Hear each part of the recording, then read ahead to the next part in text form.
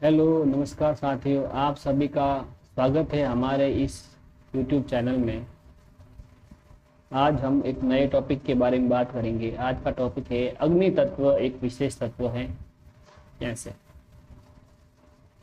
अग्नि तत्व धरती और आसमान को जोड़ता है, जल और वायु को जोड़ता है, और बीच का तत्व है अग्नि तत्व। शरीर का जो बीच का तत्व है वो अग्नि तत्व है। इसके लिए हम बात करेंगे। चलिए इस वीडियो को शुरू करते हैं। जो भी हमारे चैनल पर आए हैं, वीडियो देख रहे हैं, उन सभी से निवेदन है कि हमारे इस चैनल को सब्सक्राइब, लाइक, शेयर जरूर करें। चलिए आगे बढ़ते हैं। कैसे अग्नि तत्व जो है विशेष है, उसके बारे में बात करते हैं।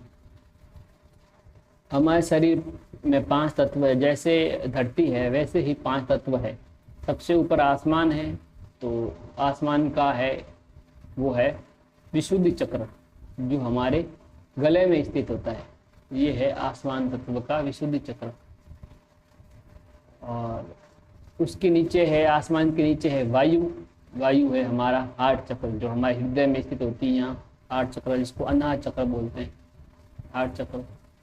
और वायु के नीचे क्या है, धरती पर फिर आता है अग्नि। तो पेट में होती है अग्नि, अग्नि तत्व, जो जठराग्नि के रूप में रहती है।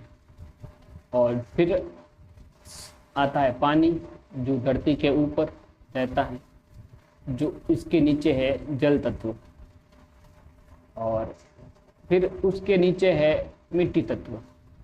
ठीक इसी जैसे हमारी धरती है, संसार है हमारा, वैसे ही हमारे शरीर में 5 तत्व रहते हैं। तो बीच का तत्व कौन सा हुआ? अग्नि तत्व। जब हम कोई भी भोजन करते हैं, किसी भी प्रकार भोजन करते हैं, तो सबसे पहले हम क्या करते हैं कि उस भोजन को आसमान तत्व से होते हुए, वायु तत्व से होते हुए वो अग्नि में प्रवेश करता है। ध्यान से समझना। ऐसे हमने खाना खाया तो सबसे पहले कहाँ आएगा? विशुद्धि चक्र में। विशुद्धि चक्र से होता हुआ का अनाहत चक्र, अनाहत चक्र से सीधा ही नाभि चक्र में, अर्थात मणिपुर चक्र में। वहाँ मणिपुर चक्र में गर्मी रहती है और अग्नि तत्व रहता है। जैसे ही हम अग्नि तत्व में कुछ आता है, वह अपनी अग्नि प्रज्वलित करना शुरू करती है और उस भोजन को पचाने का काम शुरू करती है। चाहे आप पानी पियो, चाहे भोजन करो, अग्नि तत्व अपना काम शुरू करेगा।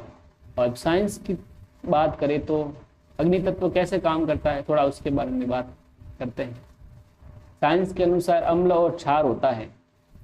पेट में रहता है अम्ल, और हमारी जो लार है उसमें होती है क्षार। कैसे खाना पचता है? जैसे ही हमने खाना खाया, पेट में गया, तो अम्ल तो वह ऑटोमेटिक रहता ही है। वो अम्ल जो है हमारे भोजन में मिक्स हो जाता है पूरी तरीके से। और जैसे हम लार हमारे पेट में जाती है, तो धीरे धीरे उसको क्षार मिलना शुरू होता है। जब आप सभी को पता है साइंस के अनुसार अम्ल और क्षार क्रिया करता है तो शून्य बनता है, कुछ नहीं होता। तो जैसे जैसे क्षार उसमें अम्ल में मिक्स होता रहता है, तो सब कुछ वो है समाप्त करना, स्वाह करना, भस्म करना शुरू कर देता है। फिर अग्नि तत्व मल को अलग और जल को अलग करती है। मल को अलग करती है और जल को अलग करती है, जिसे मूत्र के रूप में उसको बाहर निकालते हैं। और वायु को अलग करती है, आसमान तत्व को अलग कर देती है। आसमान अर्थात प्रकाश तत्व, प्रकाश का भाग। और वायु तत्व जो है आपको बताइए, जैसे कि गैस वायु तत्व की निशानी, इन सबको अलग करती है। इसलिए अग्नि को बीच का तत्व कहते हैं। और ये जो अग्नि तत्व है सबसे इम्पोर्टेंट तत्व है। यदि इसकी मात्रा बढ़ जाए, कभी कभी क्या होता है कि अचानक शरीर में गर्मी बहुत तेज बढ़ जाती है, अर्थात अग्नि तत्व है वो अनियंत्रित हो जाता है। उस समय क्या करना चाहिए कि जो डॉक्टर के अनुसार दी गई दवाई है वो दवाई ले, और उस समय भोजन नहीं करें। यदि आप भोजन करेंगे तो अग्नि तत्व की जो अग्नि है वो और ज़्यादा बढ़ जाएगी और तबीयत इससे ज़्यादा खराब हो जाएगी। उस समय भोजन नहीं करें। उसके कारण हमारी तबीयत ज़्यादा खराब रहती, बन सकती, खराब हो सकती है। इसमें भूखे रहे और टैबलेट ले, जो भी आपको ठीक लगे, जैसे बुखार की हो गई, टैबलेट ले ले और फिर आप सो जाए, तो सुबह तक आप आराम से ठीक हो जाएंगे।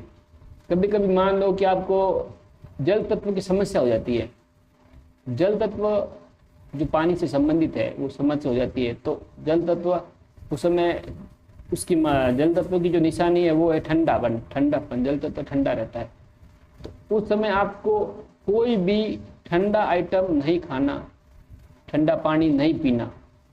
यदि ठंडा पानी पियोगे तो शरीर में ठंडापन बढ़ जाएगा ज़्यादा, और वो हमारा शरीर है रोगी बना देगा, जिससे हमारे शरीर से कफ की मात्रा बाहर आना शुरू हो जाएगी। नाक में जो गंदगी रहती है वो कफ के रूप का लेकर के गंदगी रूप में बाहर आना शुरू हो जाएगी।